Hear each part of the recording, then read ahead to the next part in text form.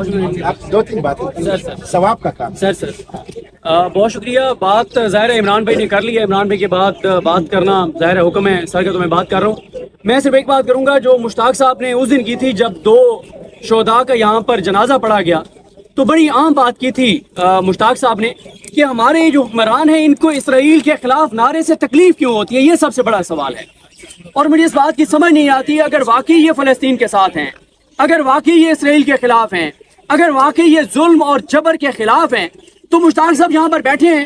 اگر یہاں پہ وزیر اعظم چل کے آ جاتے، یہاں پہ کابینہ چل کے آ جاتی، یہ جو اس وقت جن کے ہاتھ میں سارے نظام ہے وہ چل کے آ جاتے اور آ کر یہاں مشتاق صاحب کے ساتھ نیچے بیٹھ کر کہتے کہ مشتاق صاحب آپ اس کاز میں اکیلے نہیں ہیں، یہ کاز ہمارا بھی ہے، ہم سب کا کاز ہے، تو پورے پاکستان کو، پوری دنیا کو میسج چلا جاتا. لیکن آپ میسج کیا دے رہے ہیں؟ آپ میسج یہ دے رہے ہیں کہ جو فلسطین کے ساتھ اظہار یکجہتی کے لیے آنا چاہے گا اس کا ہم راستہ روکیں گے، ہم چاروں طرف سے محاصرہ کریں گے اس کیمپ کا، ہم لوگوں کے اوپر ظلم کریں گے، ہم تھریٹ کریں گے، ہم اس کیمپ کی کوریج نہیں ہونے دیں گے. تو بتائیں پھر کیا سمجھا جائے؟ مطلب آپ کو تکلیف کیوں ہوتی ہے اسرائیل کے خلاف بات سے؟ یہ اصل سوال ہے. فلسطین کے حق میں بات کرنے سے آپ کو مسئلہ کیوں ہوتا ہے؟ یہ سب سے بڑی بات ہے. آپ کے وزراء ذرا سی بات پہ، جہاں پہ آپ کی کرپشن، لوٹ مار، مفاد کی بات آتی ہے، جہاں آپ کے اپنے خاندان کی بات آتی ہے، آپ کے وزراء پارلیمنٹ میں کھڑے ہو کے عدلیہ پہ حملے کرتے ہیں جس کی آئین اجازت نہیں دیتا.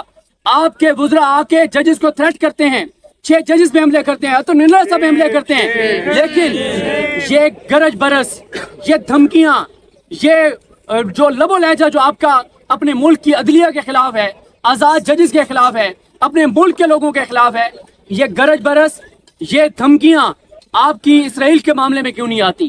آپ کو تو اتنی اجازت نہیں ہے کہ آپ یہاں آ کے اسرائیل کے خلاف بات کر دیں. چلیں اسرائیل کے خلاف نہ بولیں، آ کے فلسطین کے حق میں بات کر دیں. آپ کو تو یہ اجازت نہیں ہے.